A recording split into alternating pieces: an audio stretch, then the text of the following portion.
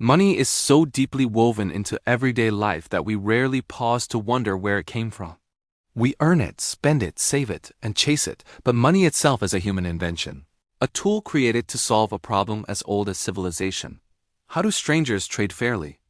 The journey from bartering livestock to tapping digital wallets is not just a financial evolution. It is a story about human cooperation, trust, power, and imagination. Humanity's earliest economy was not based on coins or records, but on barter, the direct exchange of goods. A shepherd traded goats for grain. A potter exchanged bowls for meat. Barter was simple but painfully inefficient. Trade could only happen if both sides wanted what the other offered.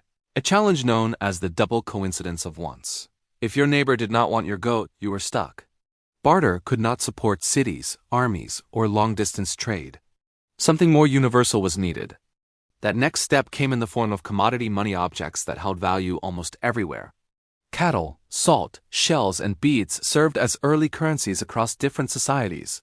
But it was gold and silver, with their shine, rarity, and durability, that transformed human exchange. These precious metals transcended borders. They could be divided, stored, weighed, and admired. For the first time, value became portable. Even so, weighed metal was slow to use. Traders had to carry scales, verify purity, and trust one another. That changed around 600 BCE when the Kingdom of Lydia in modern-day Turkey introduced a breakthrough: stamped coins. These coins guaranteed weight and authenticity. The idea spread quickly to Greece, Persia, India, and China.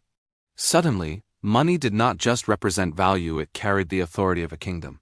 Coins leveled markets, expanded trade routes, and helped empires rise. But the true financial revolution came from a different part of the world. During the Tang and Song dynasties, Chinese merchants faced a practical problem. Large sums of copper coins were heavy and dangerous to transport.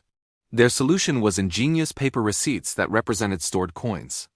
Over time, these receipts became accepted as money themselves. China had invented paper currency, centuries before Europe even imagined such a thing. Paper money introduced something profound: the idea that value could be represented rather than physically held. This idea paved the way for institutions that would redefine global economies: banks. As medieval Europe blossomed into a center of trade, banking families in Venice, Florence, and later Amsterdam and London began offering safekeeping services for coins. Soon, they discovered a powerful insight: depositors rarely withdrew their money all at once. Banks could lend out a portion of these deposits, creating credit money that did not yet exist physically but could be used immediately. Credit fueled exploration, trade, and industrial growth. It also introduced risk, debt, and financial crises problems that would shape the modern world as much as its opportunities.